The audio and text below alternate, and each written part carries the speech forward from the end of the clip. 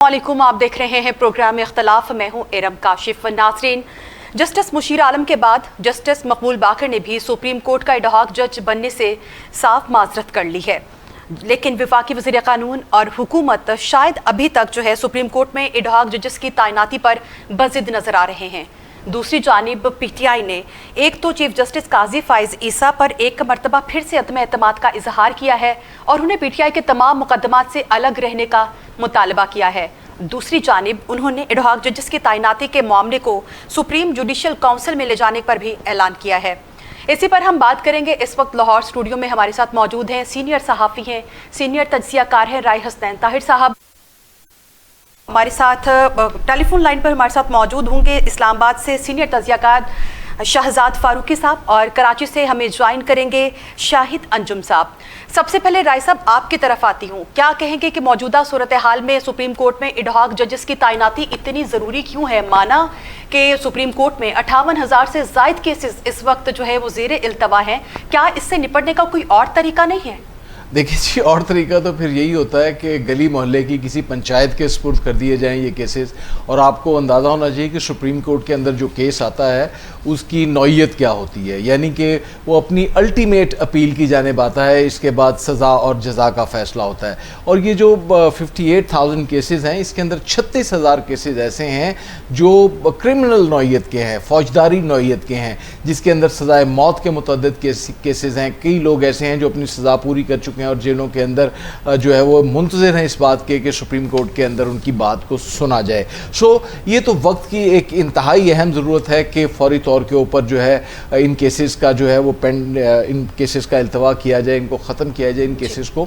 लेकिन एक जानिब अपोजिशन है और दूसरी जानिब हुकूमत है। हुकूमत का कहना यह है कि इसका वाहिद हल एडहॉक जजेस हैं, जबकि अपोजिशन इतराज़ ज़रूर कर रही है, लेकिन उनकी जानिब से कोई इसका सल्यूशन वो सामने नहीं आया, मासवाए इसके कि आप हाई कोर्ट से किसी जज को ऊपर बुलवा लें, यानी कि उनको तरीक़ाकार से हरगिज़ इख्तलाफ नहीं है।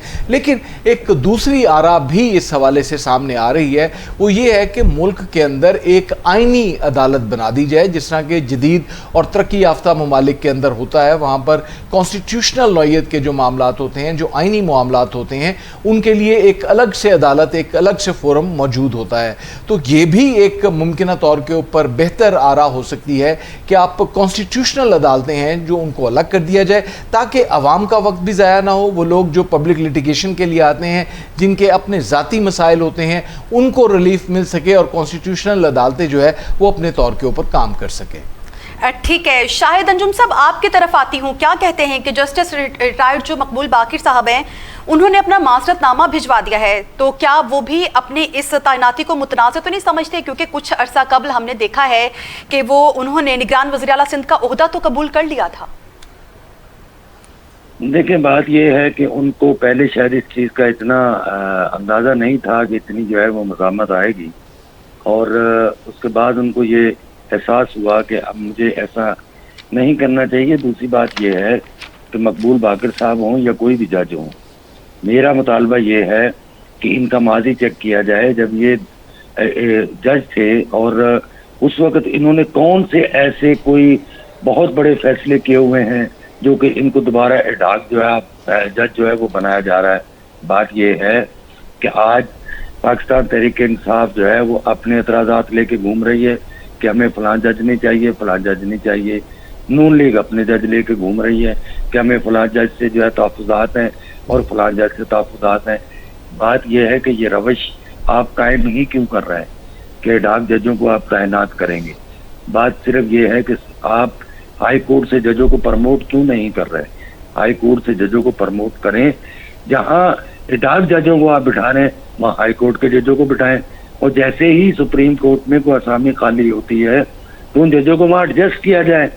बात सिर्फ इतनी सी है कि हम सियासी मामलात को अदालतों में लेके जाते हैं। आपने खुद इंट्रो में कहा कि 58,000 मुकदमा ज़ेर इल्तवा हैं। अभी हसनैन साहब भी यही कह रहे थे कि उन लोगों का कसूर क्या है? एक पॉलिटिकल पार्टी एक दरख्वास्त देती है और उसका फैसला 48 घंटे में आ जाता है। वो कौन से लोग हैं भाई जो 15-15 साल से जेलों में सड़ रहे हैं? उनकी कोई सुनने वाला नहीं है।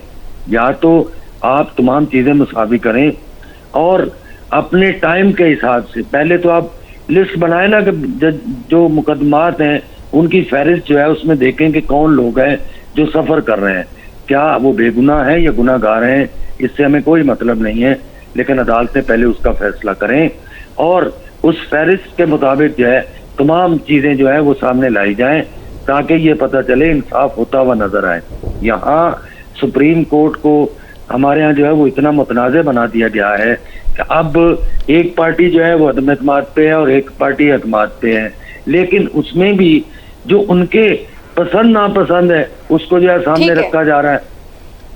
जी ठीक है फारूकी साहब, आपकी तरफ आऊंगी, क्या कहेंगे कि जस्टिस मुशीर आलम के बाद जस्टिस मकबूल बाकर ने भी इस ओहदे से एडहॉक जज बनने से साफ इनकार कर दिया है, माजरत कर दी है और अपनी वजूहात भी कुछ बताई है, तो क्या समझते हैं कि हुकूमत ने बगैर किसी तैयारी और मुशावरत के ये कदम उठाया है?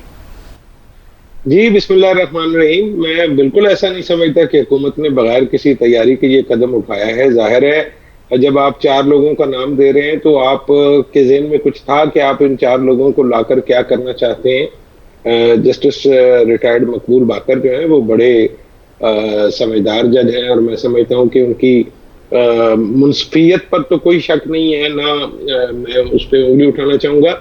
मसाइल ये हैं कि वो अभी रिसेंटली निगरान वज़ीर आला रह चुके हैं सूबे के, तो उसके बाद वो ऐसे मामलात में खुद बैठे हैं बतौर जज जो कि उन इलेक्शंस के हवाले से सामने आएंगे, तो मेरा ख्याल है ये थोड़ा सा ट्रिकी था। मेरा ख्याल है उन्होंने इसलिए ये फैसला किया कि वो अपने दौरे इक़्तिदार के हवाले से खुद उसकी मुनसफी ना करें। दूसरी बात ये है कि अभी राय साहब ने कहा, राय साहब बड़े काबिल एहतराम है मेरे लिए, लेकिन राय साहब ने कहा कि लोगों की सजाएं पूरी हो चुकी हैं और वो इंतजार में बैठे हैं कि जज साहब आए। तो हजूर बात यह है कि जिसकी सजा पूरी हो जाती है उसको तो निकालना पड़ता है, वो तो चाहे आपकी अपील लगे या ना लगे। हाँ, अपीलें उनकी पेंडिंग, अगर जहाँ पे जिंदगी मौत के मसाइल हैं तो मैं आपको बता देता हूँ पिछले कुछ अरसे में कम से कम 7 ऐसे लोग हैं जिनको फांसी की सजा सुनाई गई थी और वो फांसी लग के फारिग भी हो चुके हैं। कोई 1-2 ऐसे भी हैं उनमें से जो तबई मौत मर चुके हैं, तो उनकी तो आज तक तो आपने नहीं लगाई। अब आपके खिलाफ एक फैसला आया, टाइमिंग के एतबार से इस पे सवाल उठ रहे हैं बुनियादी तौर पे कि एक फैसला आया मखसूस नशिस्तों का और उसके बाद आपको ख्याल आया कि वो बड़े केसेस हो गए। ये तो कल शाम को पता लगा कि 58,000 हो गए, उससे पहले तो हम सोए हुए थे, पहले तो 2,000 थे या 3,000 थे। तो ये जो मखसूस नशिस्तों का फैसला आया उसके बाद यकदम ये 58,000 हो गए, तो मेरा ख्याल है अब ये 4 जज और लगा लें। ये बड़ा मुश्किल सवाल है और ये जो आईनी सुप्रीम कोर्ट वाली आपने तजवीज़ दी है, मैं यकीनन इसको लब्बैक कहूंगा, इसकी हिमायत भी करूंगा, लेकिन उसके लिए तो आपको आइन में तरमीम करनी पड़ेगी। आप एक नई कोर्ट बनाने जा रहे हैं तो उसके लिए अक्सरियत गालिबन अभी हुकूमत के पास नहीं है और ये जब भी कभी होगा ऐसा तो उसके लिए हुकूमत अगर 2/3 के साथ भी हो तो मेरा ख्याल है कि उसको ऐसी तरमीम नहीं करनी चाहिए, उसको उस वक्त भी अपोजिशन को साथ लेकर चलना चाहिए और तमाम ईवान जो है वो मुतफिका तौर पर ऐसी किसी तरमीम की हिमायत करे तो यकीनन उस कोर्ट की बैक की जानी चाहिए। उस कोर्ट की फारूकी साहब रौला तो तरमीम का ही चल रहा है ना, मतलब चले मैं अब इस पे सिर्फ अपना तबसरा महफूज रखता हूँ। अगर तरमीम करनी है तो वो इस तरीके से नहीं होगी। ठीक है फारूकी साहब, ठीक है, आपका पॉइंट ऑफ व्यू जो है वो हमारे सामने आ चुका हुआ है और अब हम जो है सबसे पहले पीटीआई का एतराज सुन लेते हैं कि आखिर पीटीआई को एडहॉक जजेस की तैनाती पर एतराज क्यों है। हम लोग चीफ जस्टिस काजी फायज ईसा साहब से ये यहाँ पे हमारी डिमांड है कि पाकिस्तान तहरीक इंसाफ का या सुन्नी इत्तेहाद काउंसिल का कोई भी केस हो वो ना सुने। वो उसमें एक पार्टिजन पार्टी है, उन्होंने अपना माइंड दिया हुआ है। हम लोग उनका बेंच पे शामिल होना हमारी केसेस के सुनने के लिए हम लोग उसको नहीं मानेंगे।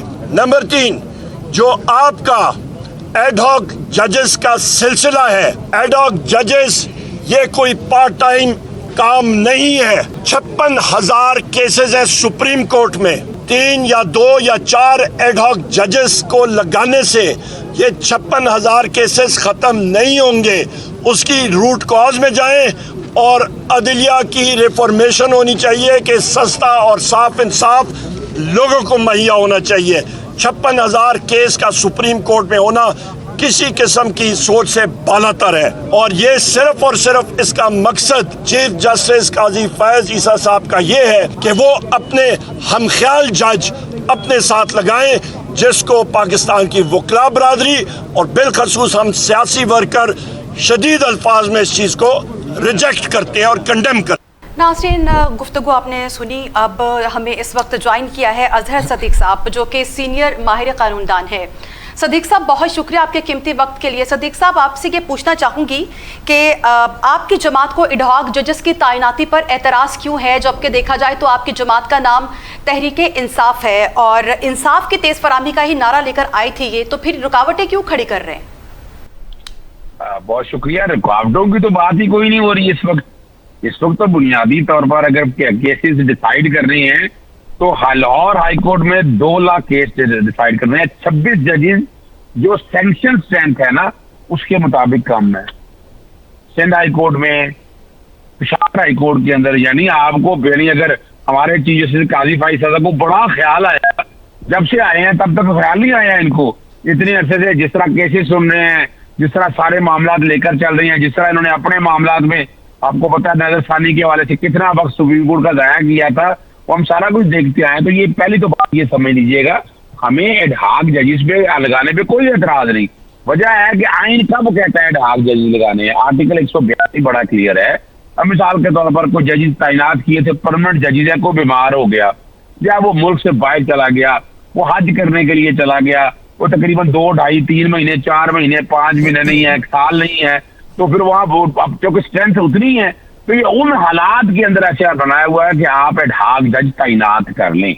अब लेकिन यहाँ स्टेज के ऊपर आपको छुट्टियां चल रही हैं इस वक्त, हमारे जो वकला अक्सर छुट्टियों पे होते हैं, तो इस वक्त तो तादाद कोई ऐसी नहीं है। और ये जब और अब इनके दिन सारे रह गए हैं 99 दिन इनके रह गए हुए हैं।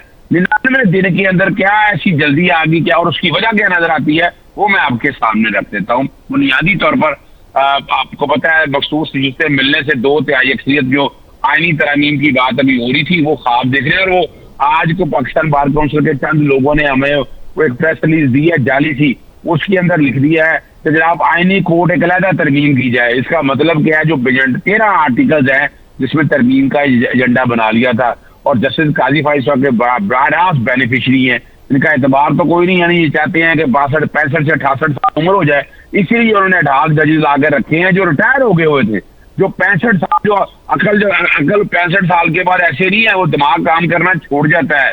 और इतना बड़े जज को फिर वो दूसरा है कि आप मुलाजमत की तरफ आएंगे। तो एक बात तो ये वाज़ेह है कि आप एक चाह ये रहे थे कि जो पैकेज चाह रहे थे पैकेज मुकम्मल नहीं हो रहा। जहां मुझसे नहीं परेशान है, नजरसानी की दरखास्त करें, इनका हक है, नजरसानी उसी बेंच ने सुननी है जिस बेंच ने। अच्छा अजहर भाई, राय हसनैन बात कर रहा हूँ। आप कह रहे हैं 65 साल की उम्र से दिमाग काम करना छोड़ जाता है, तो अमेरिका में तो रिटायरमेंट की उम्र ही नहीं है, तो ये दलील उस तरह से समझ नहीं आती। लेकिन ये आपसे सवाल है मेरा कि क्या ये कमीशन जो कार्रवाई करने जा रहा है, इसको रोकने के लिए सुप्रीम कोर्ट ऑफ पाकिस्तान से रजू किया जा सकता है? क्योंकि अगर सुप्रीम जुडिशल काउंसिल की कार्रवाई चैलेंज हो सकती है, तो क्या इस कमीशन की कार्रवाई भी चैलेंज हो सकती है और वहां पर जाके इसको रोका जा सकता है? नंबर 1। और नंबर 2 मेरा आपसे सवाल ये है कि ये जो एडहॉक जजेस का क्राइटेरिया है, इसमें 3 साल की एज का यानी रिटायरमेंट का अच्छा मुकर्रर है, तो उसकी लॉजिक क्या है, उसके पीछे उसके अंदर क्या लॉजिक है? अच्छा, पहले तो बात जरा समझ लीजिएगा, एडहॉक जजेस के लिए पहला तो सवाल बड़ा वाज़ेह है जो लोग पूछ रहे हैं कि ये 4 जजेस क्यों आए। उसकी मैं वजह बता देता हूँ कि 10 जजेस एक तरफ खड़े हैं, जो मैं हमारे पास जो खबर है 7 जजेस एक तरफ खड़े हैं। अगर और मेन वजह ये नहीं है कि नजरसानी सुनने की बात है, नजरसानी उसी बेंच ने सुननी है। असल ये है कि पाकिस्तान तहरीक इंसाफ को जब बैन करना है तो बैन करके सुनना है, तो अगर बैन करवाना है तो उससे क्या फायदे लेने हैं। तो जजेस यानी ये 4 की फिक्र क्यों है, वो 7 में 4 जमा करें तो 11 हो जाएंगे, तो 10 और 11 का आ जाएगा। हुकूमत जो है ना इस नुक्ता नजर पे चल रही है, और ये 4 जजेस उन्होंने नाम तजवीज किए हैं और किसी ना किसी तरीके से यानी मुस्लिम नून को नवाजा हुआ है, चाहे वो हुदैबिया के केस में हो, चाहे वो ख्वाजा साद रफीक वगैरह उनके केसेस में हो, निगरान वजीरे वाले हो, और एक तो साहब वो हैं जो अभी कंपटीशन अपीलेट ट्राइब्यूनल के जज हैं, और वो बुनियादी तौर के ऊपर कासिम सूरी वगैरह के बारे में उन्होंने कहा आर्टिकल 6, हालांकि मैं हैरान हूँ सुप्रीम कोर्ट के जज हैं, उन्हें आर्टिकल 6 ही नहीं पढ़ा हुआ, क्या कहना। तो बुनियादी ठीक तौर है, पर ये सदीक 4 साहब। जजेस आ रहे हैं। अच्छा अजहर सिद्दीक साहब, राय हसनैन बात कर रहा हूं मैं। थोड़ा सा डिफरेंट अंदाज के अंदर आपसे सवाल पूछना चाहूंगा। एडहॉक जजेस को छोड़ दीजिए, ये पेंडेंसी जो है इतनी ज्यादा केसेस की, जैसे कि आपने बताया कि लाहौर हाई कोर्ट के अंदर है, सिंध हाई कोर्ट के अंदर है और फिर सुप्रीम कोर्ट के अंदर है, इसका खात्मा कैसे हो सकेगा? जाहिर है उसके लिए आपको आईनी तरमीम करनी पड़ेगी, जजेस की तादाद बढ़ानी पड़ेगी, 2/3 अक्सरियत इनके पास है नहीं, ये हो नहीं पाएगा। सरेदस्त आपके नजदीक इसका सोल्यूशन क्या है? देखिए, एक बुनियादी बात तो आप सिंपल सी देख लेंगे, 2-2.5 सालों के अंदर आपने लोअर जुडिशरी पे, हाई कोर्ट पे तकरीबन कितने जाली पर्चे जो है, जितने जाली मुकदमे जो है ना, सबसे एक मेन वजह तो बैकलॉग की ये है कि आपने एंगेज कर लिया इमरान खान के केसेस में, क्या ये सारे के सारे केसेस तो मट्टी हो गए ना। पहले तो बात समझिएगा ये वाली।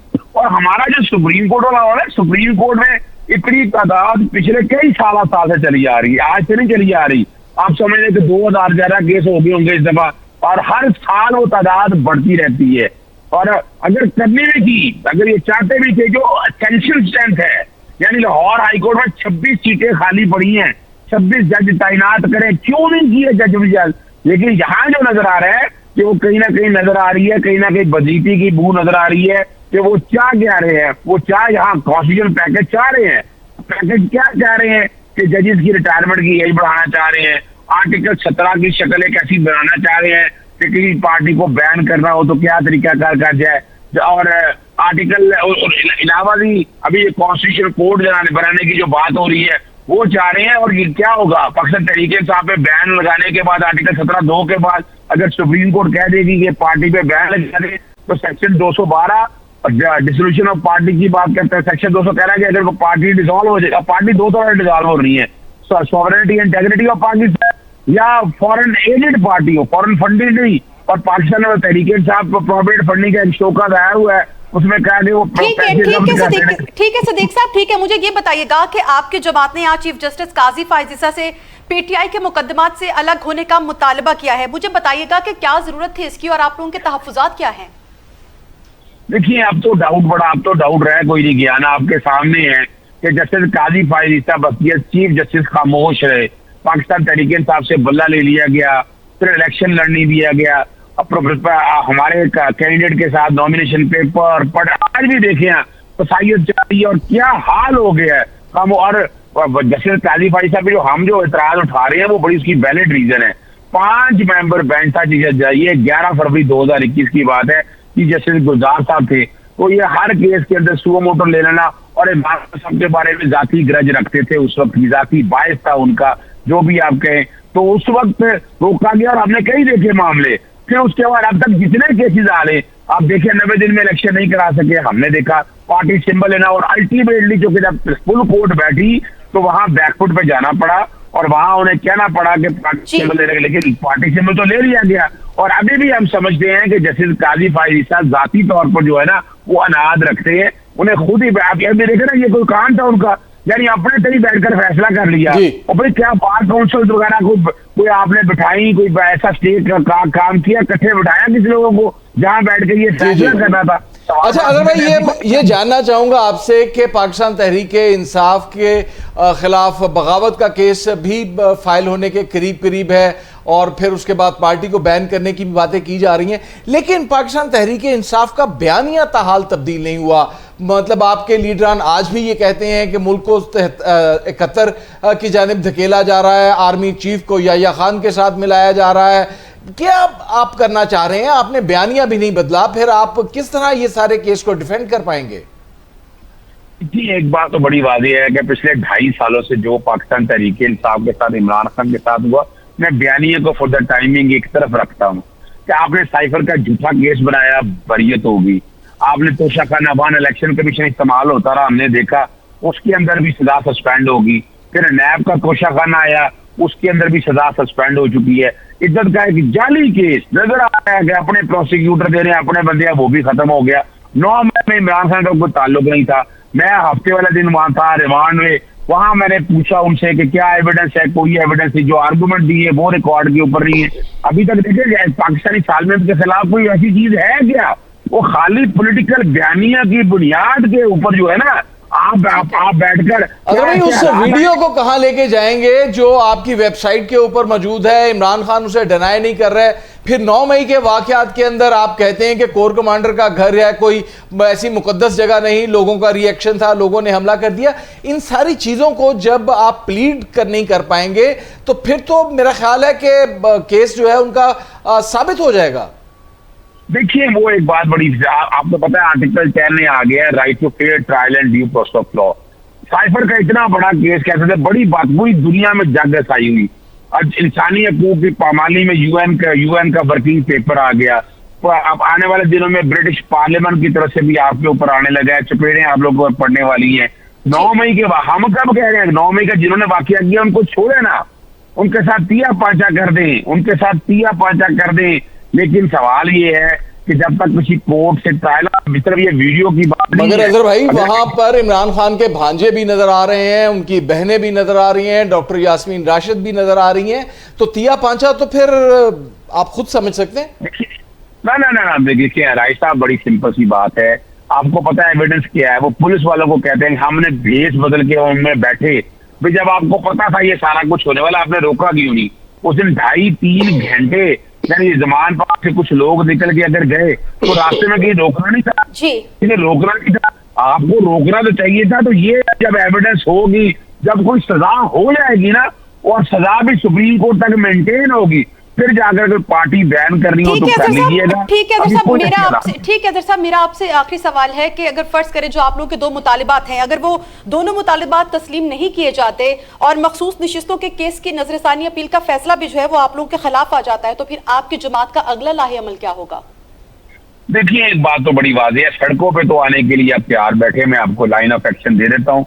फॉर्म 45 और 47 के हवाले से जो प्लान उनका चल रहा है वो तरमीम कर ली इलेक्शन ऑर्डिनेंस के जरिए के रिटायर्ड जजेस लगा ले। देखे ना, आप दावा तो लगाए ना कि जिस हुकूमत के खिलाफ, सियासी जमात के खिलाफ हमारे ये केसेस हैं, वो बैठ के पार्लियामेंट में मर्जी की तरमीम कर रहे हैं और उसका इतलाक माजी से करना चाह रहे हैं। हमारा अगला जो फॉर्म 45-47 वाली जंग है, हमें उम्मीद है कि कोर्टों के अंदर हम अगस्त या सितंबर तक जीत चुके होंगे इंशाल्लाह अज़ीज़, और अगस्त सितंबर तक इंशाल्लाह लोग सड़कों के ऊपर भी होंगे। हम असूली तौर पर समझते हैं कि नवंबर तक जो है ना वो बहुत बड़ी तहरीक की एक शक्ल बन गई होगी। अगर ये फॉर्म 45-47 से ना माने, यानी देखिए ना इलेक्शन कमीशन फिर जिस तरह के फैसले नहीं मानता फिर रहा, तो अगर उसने यही तरीकाकार रखा तो सड़कों के ऊपर तो हम आ रहे हैं और आज भी समझते हैं। देखिए बात ये नहीं है अगर सिद्दीक साहब सड़कों पर आने के साथ अवाम को क्या फायदा मिलेगा? पहले ही मुल्क की मईशत जो है वो डूब चुकी है। आप देखिए कि 25% जो है इंडस्ट्रियल लोड इलेक्ट्रिसिटी का जो है वो कम हो चुका है, यानी कि 25% आपकी इंडस्ट्री फिलहाल बंद हो चुकी है। आप लोग भी सड़कों के ऊपर आ गए तो क्या बनेगा इस मुल्क का? दिवालिया निकल जाएगा, गरीब आदमी पिस के रह जाएगा। वो किससे गिला करेगा? शहबाज शरीफ का गिरेबान पकड़ेगा या आपसे गिला करे? किससे बात करे गरीब आदमी? देखिए ये हुकूमत तो हम नहीं है। हुकूमत में तो पिछले 2.5 सालों से जो तबाही कर दी है, डॉलर आप कंपैरिजन उठा कर देख लें राय साहब कि डॉलर कहाँ से हमले कर गए हैं, पेट्रोल की कीमतें हमले कर गए हैं, महंगाई हमले कर गए हैं। अगर ये सूद ले रहे हैं, सारा कुछ इन्हीं का किया जा रहा है। इनके पूरी दुनिया इनको मुंह लगाने के लिए तैयार नहीं है। और वजह क्या है कि जो कि लोगों की हुकूमत नहीं ना, अगर अवाम के वोट से आई हुकूमत हो तो अवाम मानती भी है, समझती भी है। और हम मिसाल बिजली की कीमतें बढ़ी हैं, हमने चैलेंज कर दिया, पेट्रोल की कीमतें बढ़ रही हैं, हम कोर्टों में लेकर जा रहे हैं। हम तो अवाम के लिए अपनी जगह, और हम वो लड़ते रहेंगे। ये नहीं है कि अवाम की जंग से हम पीछे हटेंगे, अवाम के मामला को हम लेकर चलेंगे अदालतों में। लेकिन वजह ये है कि ये इन्हें खुद सोचना है कि इनके लिए इक़्तिदार जरूरी है। आपको पता है कि नवाज शरीफ हमेशा से एस्टैब्लिशमेंट का खिलाड़ी रहा, बड़े नारे लगाए कि जनाब मुझे निकाल दिया, कर दिया। एस्टैब्लिशमेंट के खिलाफ जुल्फ़िकार अली भुट्टो साहब गए थे जब साइफर आया था, उसके बाद इमरान खान साहब आए हैं और एस्टैब्लिशमेंट के साथ उनके गठजोड़ इस तरह से हैं, उनको निकाल के बाहर ले जाते हैं, वापस लेते हैं। अब तो डाउट को नहीं रह गया ना। ख्वाजा आसिम ने कह दिया, उस दिन मुशाहिद साहब ने भी बता दिया कि उनको बाहर भेजने वालों में एस्टैब्लिशमेंट शामिल थी। अच्छा अगर भाई मेरी जानिब से भी आखिरी सवाल है, मुज़ाकरात की कोई गुंजाइश मौजूद है? अगर इमरान खान के जो 3 नकात हैं उनको नहीं माना जाता फिर भी, क्योंकि मुज़ाकरात तो आप खाली हाथ बैठ के करते हैं ना, मेज के ऊपर आते हैं, दोनों तरफ से शराइत होती हैं, फिर बात करते हैं। क्या ताहाल मुज़ाकरात की कोई गुंजाइश मौजूद है या इस चैप्टर को क्लोज समझा जाए? देखिए मुज़ाकरात के लिए दिल बड़े करने पड़ते हैं। और हर हुकूमत वक्त को नीचे आना पड़ता है। मैं तो राय साहब, मैं जब मेरे घर पेट्रोल पंपों से हमला हुआ 9 महीने में इंग्लैंड रह गया हूँ, 5 जून 2023 को मैंने कहा था कि पाकिस्तान को मिसाके पाकिस्तान की जरूरत है। पाकिस्तान को अगर आगे लेके जाना चाहता है ना तो आप इस तरफ आएंगे। जहाँ सवाल है वो तो झूठे मुकदमे, जाली मुकदमे एक से उठाए, दूसरे में जो अपना क्या हालात बनाए, नहीं देखे ना, नजर तो आता है ना कहीं ना कहीं आप बाज ही नहीं आ रहे। आप सोशल मीडिया तीनों को उठा रहे, ट्विटर आपने बैन कर दिया, फेसबुक और इंस्टाग्राम आने वाले दिनों में आप बैन कर रहे हैं। आपने अब जो आजादी झाड़ रहा है कि जितनी कदम लगा रही है वो यूएन का वर्किंग पेपर उठाकर आप देख लें तो पाकिस्तान को तो सत्यानाश इन्होंने कर दिया है। हम चाहते हैं कि ये जितना ये एक दिन भी अगर रहेंगे, एक सेकंड भी अगर ये रहेंगे ना, ये मुल्क का सत्यानाश हो जाएगा, कबाड़ बन जाएगा मुल्क। हम चाहते हैं वो रुके और वो इनके अगर बस में होता तो अब तक मुल्क कहाँ से कहाँ चला गया होता। वो हमने देख लिया कि जो इन्होंने हाल कर दिया है। अल्लाह रहम करे कि गरीब आदमी खुदकुशियां कर रहे हैं तो आपके सामने है ना, यानी जरा सोचे तो सही ना कि बिजली का जो यूनिट है अभी प्रोरेटा बेस पे उन्होंने लगाया है 200 यूनिट। ठीक है सदीक साहब, ठीक है, बहुत शुक्रिया। आपका पॉइंट ऑफ व्यू जो है वो हमारे सामने आ गया है। जैसा कि उन्होंने अभी ये बात की और बताया है कि अगर फैसला उनके खिलाफ आता है तो जो अवाम है वो सड़कों पर निकल आएंगे। देखना यह है कि हुकूमत की जानिब से अभी तक जो है वो क्या तैयारियां की गई हैं, पाकिस्तान तहरीक इंसाफ पर पाबंदी लगाने के मामला हो या फिर सुप्रीम कोर्ट में एडहॉक जजेस की तैनाती पर हो, इस पर हम बात करेंगे। मगर यहाँ वक्त हुआ है एक शॉर्ट ब्रेक का।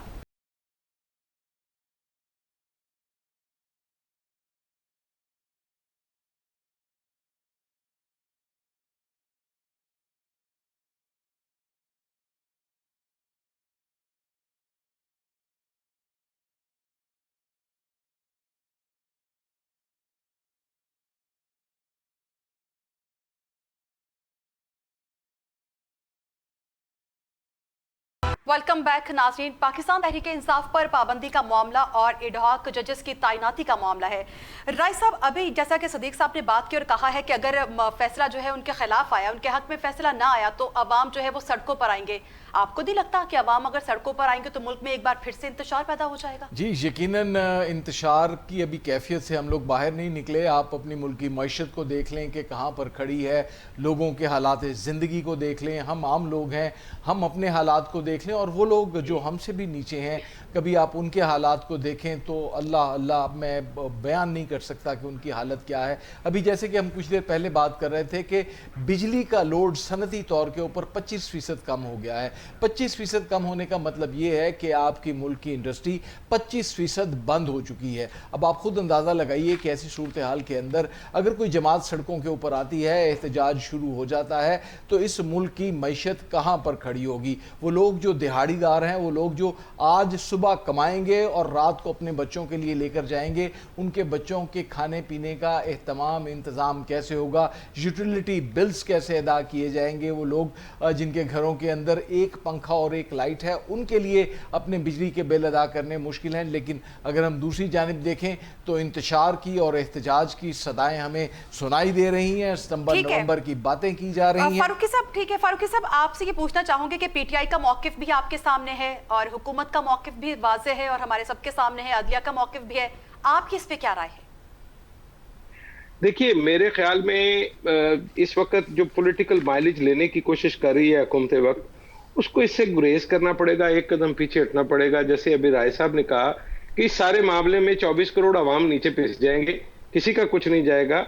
ये लोग जिनकी हम बात कर रहे हैं, बुनियादी तौर पर जब तक हम इनको बतौर अपने जैसे इंसान ट्रीट नहीं करेंगे, हम सोचने का हमारा अंदाज ठीक नहीं हो सकता। हमें इस हवाले से प्योरली ये दरख्वास्त करनी है अरबाब इख्तियार से, जो सामने हैं और जो सामने नहीं है, कि खुदा के वास्ते इन 24 करोड़ लोगों पर, इन कीड़ों मकोड़ों पर रहम खाएं, इनको जिंदा रहने दें। उसके लिए एक एक कदम पीछे हटाएं और कहीं बैठ के बात कर लें।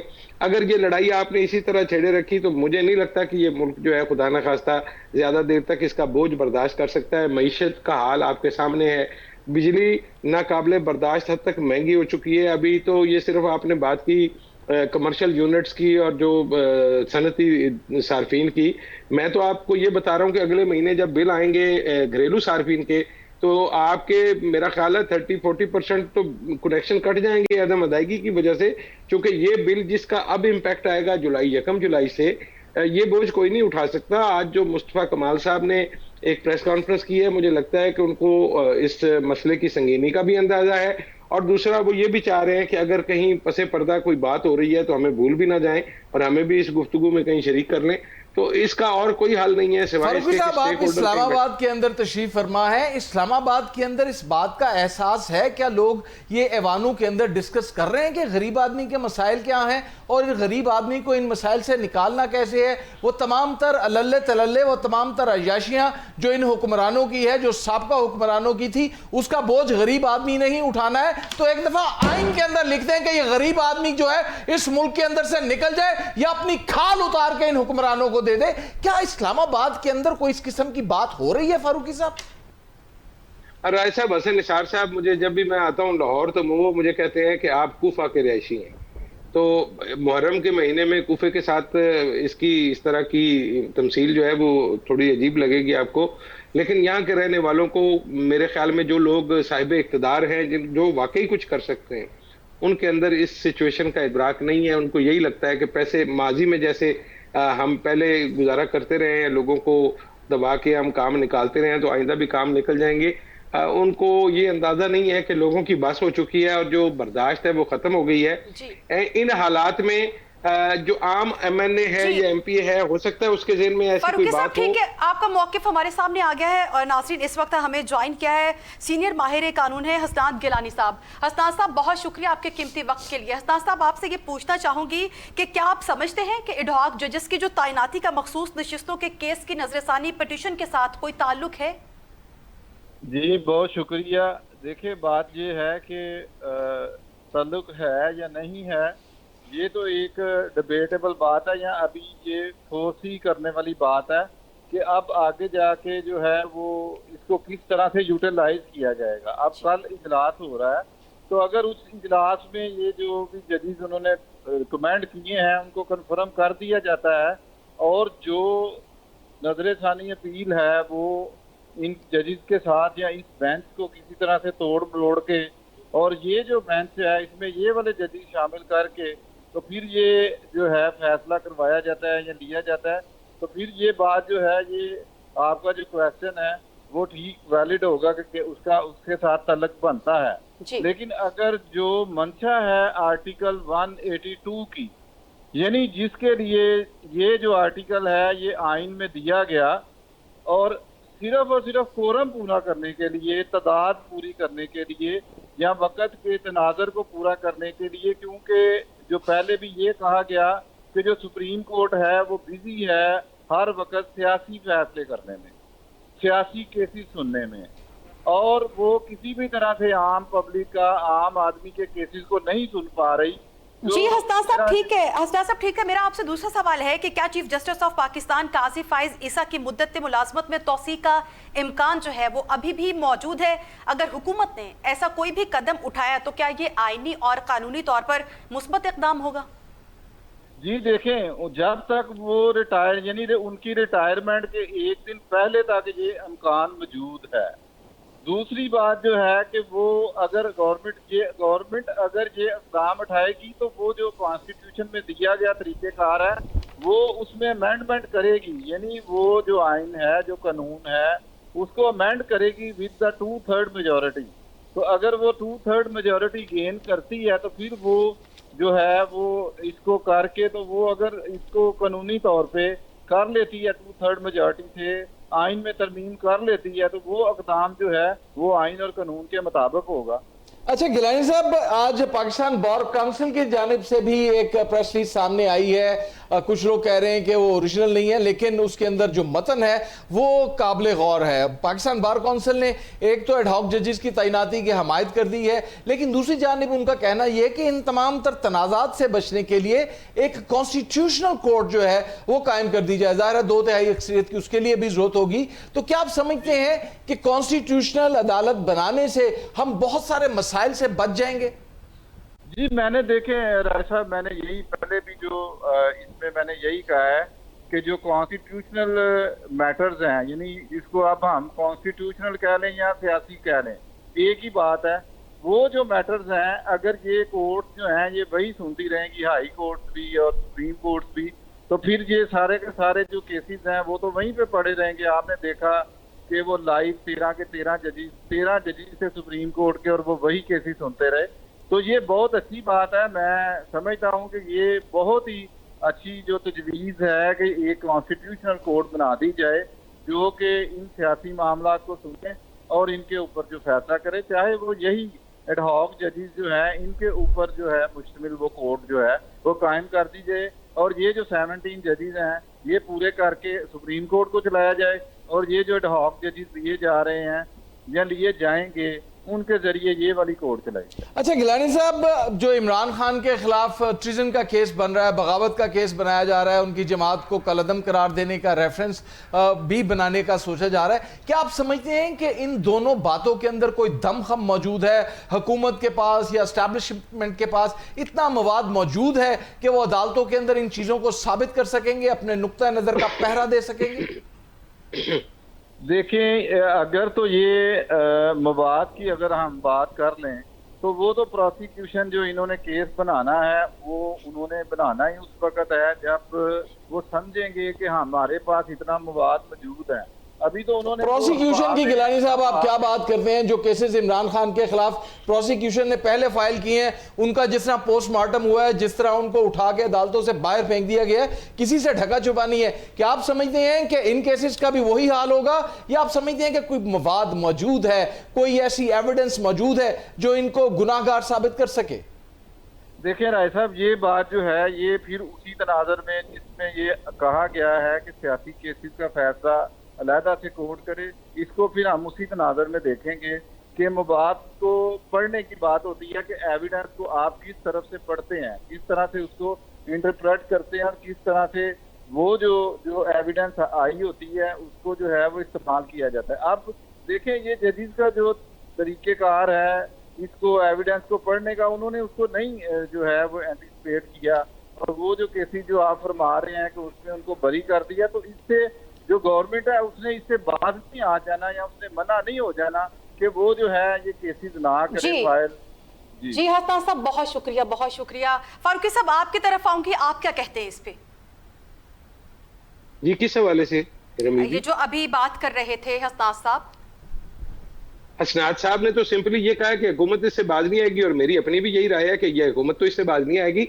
फारूकी साहब, जैसे कि आपने गुज़िश्ता प्रोग्राम के अंदर भी कहा, हम सब भी इसी के ऊपर बात कर रहे हैं कि एक तो हुकूमत के पास चारा कोई नहीं है, लेकिन ये इकदाम सियासी हरगिज नहीं है, सियासी जमातें ऐसा करती नहीं है। लेकिन उस वक्त क्या किया जाए जब एक जमात मेज के ऊपर आने के लिए तैयार ही नहीं है? तो क्या पाकिस्तान तहरीक इंसाफ के अंदर ये सोच भी कहीं मौजूद है कि फाख्ताओं को आगे लाया जाए और शिकरों को थोड़ा पीछे किया जाए? नहीं, वो इमरान खान साहब को अगर आप उनको उनकी पर्सनैलिटी को स्टडी करें तो ये तो कभी भी वो नहीं करेंगे कि अमन की फाख्ताएं वो आगे ला दें और जो शिकरे हैं, जो हॉक्स हैं, उनको वो पीछे कर दें। लेकिन मैं आपसे एक सवाल पूछता हूँ राय साहब, जिससे मेरा ख्याल है कि बहुत हद तक बात क्लियर हो जाती है।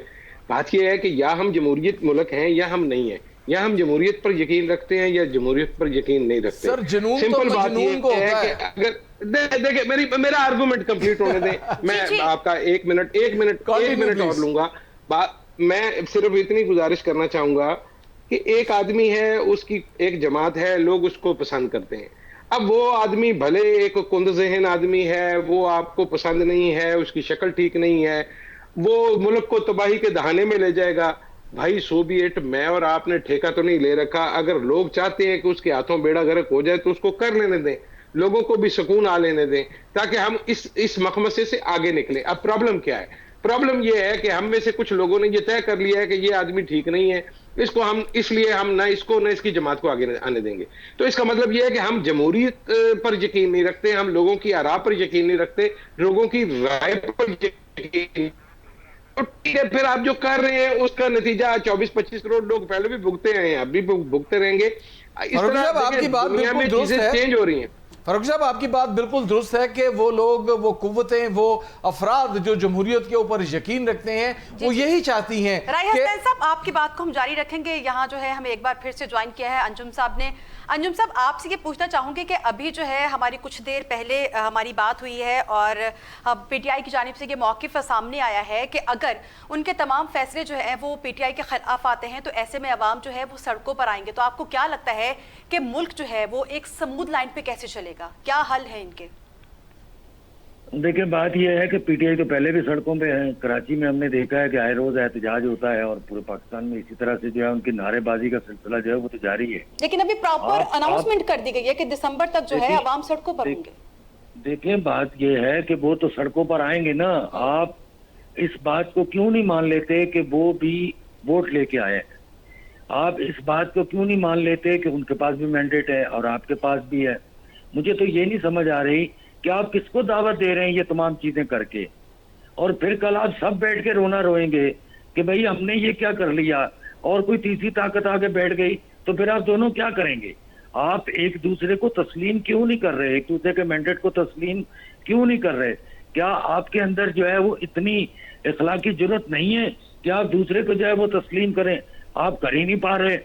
बात यह है कि भुट्टो साहब को जब फांसी हुई थी तो उस बेंच का हिस्सा जस्टिस नसीम हसन शाह थे और वो भी ढाक जज थे। बात यह है कि आप उस तरफ क्यों लेके जा रहे हैं चीजों को? आप करना क्या चाह रहे हैं?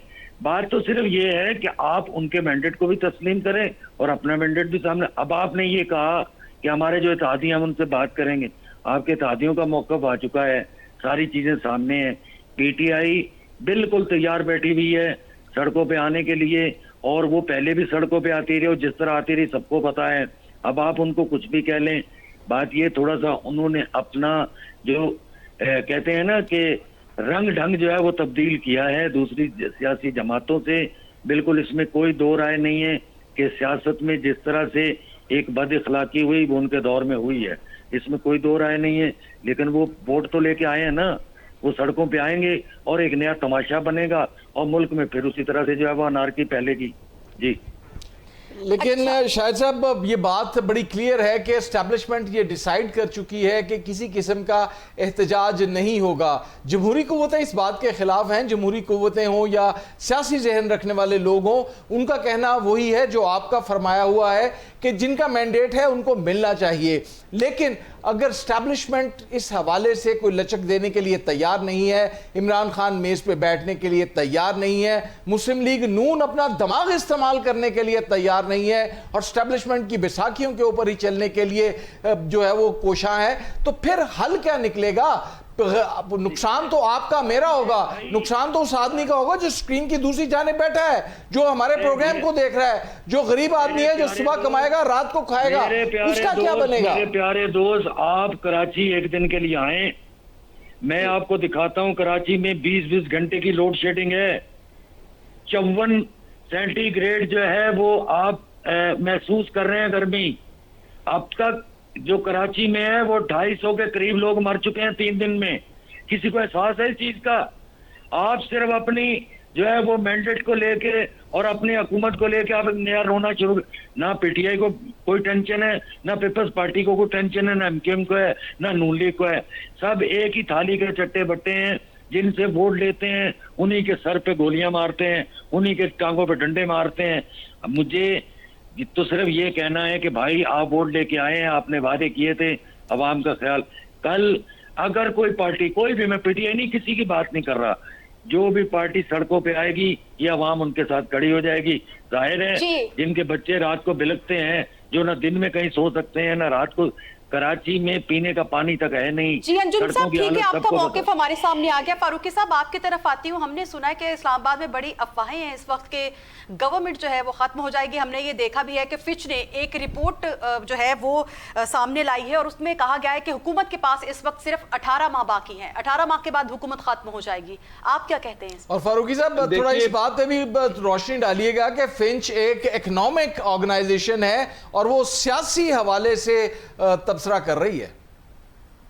देखिए, फिच के हवाले से पहली बात तो सोचने वाली ये है कि वो इतने पुर यकीन कैसे हैं कि ये हुकूमत 18 महीने निकाल जाएगी, क्योंकि हमारे पास तो जो इतलात हैं उसमें तो ये भी बड़ी दूर की कौड़ी लगती है। लेकिन हैविंग सेड दैट, बात यह है कि फैच जो है वो एक रेटिंग एजेंसी है और वो आपकी मुआशियात को देख रही है, मुआशी सूरत-ए-हाल को जांच कर, और मुल्क की सियासी सूरत-ए-हाल को उनके पास डेफिनेटली उनको कुछ लोगों ने यकीन दहानी कराई है, चूंकि वो ये 18 महीने की बात नहीं कर रहे, वो तो इससे अगली बात भी कर रहे हैं कि अगर ये इस दौरान चले गए तो फिर वो आपके पास दूसरी टेक्नोक्रेट्स की हुकूमत आएगी जिसकी आइन में कोई जगह कोई गुंजाइश नजर नहीं आती।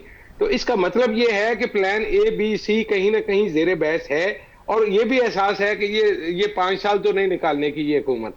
अब ये जो फिच वाली बात है, इसका जवाब तो वो खुद बेहतर दे सकते हैं, लेकिन मेरा अंदाजा ये है कि उनके सोर्सेज हाईली प्लेस्ड हैं, उनको कहीं ना कहीं से ये सारी सूरत हाल बताई गई है। वो यहाँ तक बताते हैं कि बानी तहरीक इंसाफ वो भी अभी तक मजीद कुछ अरसा रहेंगे, और यहाँ पर भी बहुत सारे बासर लोग ये कह चुके हैं कि इमरान खान तो 5 साल तक बाहर निकलते नजर नहीं आते। तो अगर ये सारे डॉट्स आप कनेक्ट करें तो फिर आपको मालूम पड़ेगा कि डिजाइन अभी भी वही है, और जो सोचा गया था, जो प्लान किया गया था, चीजें उसी तरफ चल रही हैं। लेकिन ये अवाम वाली बात जो शाहिद भाई ने अभी की है, मैं उसके साथ एग्री करता हूं। ये कैलकुलेशन में आपने देखिए, जब तहरीक अदम एतमाद के नतीजे में हुकूमत फारिग हुई थी पीटीआई की, उसके 2 दिन बाद जो कुछ कराची में हुआ और मुल्क के दूसरे हिस्सों में हुआ, वो किसी ने कैलकुलेशन में, इक्वेशन में नहीं शामिल किया था। जो 8 फरवरी को हुआ, आपने वो भी कैलकुलेशन में नहीं शामिल किया था। अभी मैं आपको लिख के दे रहा हूं कि ये जो बिजली की सूरत हाल है, जो महंगाई की सूरत हाल है, कोई भी सियासी जमात इस वक्त अगर सड़कों पर आएगी तो तमाम के तमाम लोग, वो जो किसी और वजह से परेशान है, कोई रोजगार की वजह से परेशान है, कोई बिजली की वजह से बयानिया, एक तासुर ये भी है कि शायद पाकिस्तान के अंदर से ही वो लोग जो नहीं चाहते कि एहतजाज हो, वो लोग जो चाहते हैं कि हुकूमत कंटिन्यू करे, ये खबर उन्होंने फीड की है। वो लोग जिनके बारे में ये इशारा किया जा रहा है कि 18 माह बाद वो टेक ओवर कर लेंगे, वो टेक ओवर नहीं करना चाहते। ये खबर उन्होंने खुद पहुंचाई है उन लोगों के लिए जो ये चाहते हैं कि पाकिस्तान तहरीक इंसाफ को बैन ना किया जाए। राय साहब, मैं आपको सिंपली एक बात बता दूं कि मैं इस्लामाबाद को कहता हूं कि ये अफवाहों की और सियासी थ्योरियों की स्टॉक एक्सचेंज है। यहाँ पर रोज एक नई थ्योरी लॉन्च होती है, उसके रेट चढ़ते हैं और दूसरे दिन गिर जाते हैं। जी ठीक है फारूकी साहब, आपका मौकिफ जो है वो हमारे सामने आ गया है। फारूकी साहब हमारे साथ मौजूद थे, आपका बेहद शुक्रिया। अंजुम साहब आपका भी बेहद शुक्रिया, और राय हसनैन ताहिर साहब आपका भी बेहद शुक्रिया। अब देखना यह है कि क्या हुकूमत और पाकिस्तान तहरीक इंसाफ जो है वो मुज़ाकरात की मेज पर आते हैं या नहीं आते। हम सबकी नजरें इसी पर है। मेरे प्रोग्राम का वक्त खत्म हुआ, मुझे दीजिए इजाजत, अल्लाह ने के बाद।